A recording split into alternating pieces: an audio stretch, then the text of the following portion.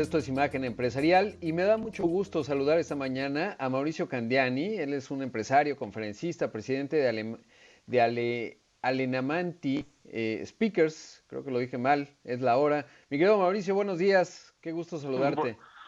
Buenos días, Rodrigo. En efecto, en Alenamenti Speakers llevamos 16 años en el mundo de las conferencias con mucho entusiasmo. Así es, y gracias por la hora, mi querido Mauricio. Bueno, recientemente estuviste en un evento y me contabas que hay situaciones interesantes con respecto a este sector en el que tú estás. Además, debo decir que eres columnista de negocios. eh, y en ese contexto, cuéntame cuáles son las tendencias, qué está ocurriendo, sobre todo en un mundo 2022 prácticamente, en donde pues ya estamos en una realidad diferenciada con respecto al mundo previo a la pandemia. Por supuesto que sí. Mira, la semana pasada fue la reunión del International Association of Speakers Bureaus, que es un evento que sucedió en Miami, donde todas las cabezas de los principales bureaus, literalmente de todo el planeta, nos reunimos ahí para analizar esas tendencias y nos dimos cuenta de algo que puede ser fascinante para algunos o preocupar a uno que otro. Y es que el mundo de las conferencias, que antes era 100% presencial y que durante la pandemia evolucionó a 100% digital, resulta que no regresa a ser como lo conocíamos. Es decir, hay una tendencia primera muy clara donde primero las asociaciones y después los corporativos están regresando sus eventos al formato presencial y en consecuencia, ya que la gente está viajando, los conferencistas y el producto conferencia se vuelve a entregar de manera presencial. Pero resulta que no son los mismos eventos. Algunos, muy pocos, regresan como eran al formato presencial, pero muchos regresan a un formato híbrido que tiene muchos contenidos distintos en la palabra. Es decir, el híbrido puede significar diametralmente algo distinto para una asociación o para una empresa. Pero en su definición más simple, el formato híbrido de los eventos tiene que ver con que además de que está ocurriendo algo en un salón presencial, hay otro equipo o hay otra intencionalidad para subir la señal, ya sea en una transmisión digital sencilla o incluso en su versión más sofisticada, poder tener un segundo evento paralelo corriendo en formato digital en una plataforma muy sofisticada y con un ritmo y una conducción distinta.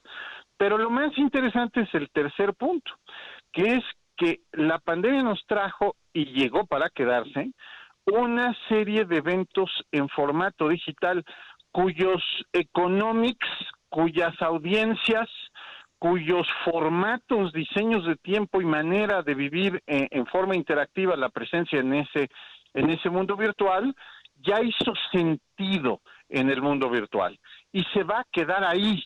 Es decir, esos eventos 100% digitales no necesariamente van a regresar ni a lo presencial ni mucho menos al formato híbrido, que dicho sea de paso, es un poco más caro de lo que algunas empresas al principio reconocen. Entonces se creó dos mundos que están caminando en forma paralela y que requieren aproximaciones de los conferencistas, de las empresas, de los organizadores, de los proveedores de esa industria distintas y que crea una economía dual muy interesante, mi querido Rodrigo. Sí, ahora que lo mencionas, por ejemplo, el viernes, bueno, fue jueves y viernes un evento de Coparmex ahí en la Riviera Maya e hicieron eso que mencionas. Por un lado había gente ahí, digamos, físicamente, una producción que se veía interesante en términos de los tiros de cámara, que eso es una consideración cuando es un evento, digamos, híbrido, como lo mencionas, y conferencistas que estaban ahí presentes, pero otros que entraron de manera virtual. ¿Cuál dirías tú que son las ganancias y las pérdidas? Porque evidentemente yo no hubiera podido asistir a ese evento de Coparmex. Claro que mi enfoque de atención era mucho más limitado que si estuviese ahí en el recinto, porque aunque estuviese con el celular, pues evidentemente estaría poniendo más atención que el poco tiempo que puedo tener cuando lo hago de manera remota. Pero cuando se acercan a ti, ¿cuál dirías tú que es justamente pues lo que se gana y lo que se pierde? Mira, se gana la posibilidad de, en un evento presencial o en un evento híbrido, poder tener remoto la presencia de cualquier ser humano del planeta Tierra, incluso de perfiles cuyas agendas o presupuestos los vuelven inaccesibles o imposibles de tener en formato presencial. Entonces, lo híbrido te permite tenerlo en pantalla, estar sirviendo a dos audiencias paralelas o una sola, pero ahí algo que hemos aprendido en la industria de conferencias es que la mitad del valor de la experiencia no es nada más a quién pones en pantalla, sino quién modera esa conversación siendo un decodificador entre el que esté en pantalla, sus ojos, sus oídos, su percepción, sus sentidos, y el que está en el escenario físico, que está, fungiendo como un vaso comunicador entre las distintas audiencias y el personaje que simplemente está interactuando con la audiencia a través de una cámara. Pero también se gana el hecho de que puedas tener, el fenómeno lo llamamos en la industria audiencias extendidas, sean audiencias gratuitas, como el caso de Coparmex, que lo conozco bien. Ellos tuvieron el primer formato que yo te aludía, un evento presencial para sus consejeros, con un streaming muy bien producido, gratuito en Facebook y YouTube.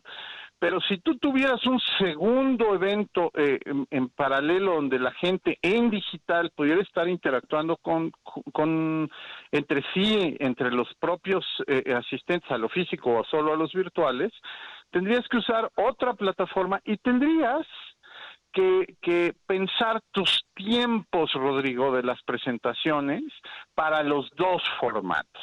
Entonces, ¿qué hemos visto como tendencia? En vivo, a lo mejor para la audiencia presencial lo presentas en un horario, pero en tu componente de evento digital que lo grabaste, lo presentas en otro horario más conveniente para la audiencia digital.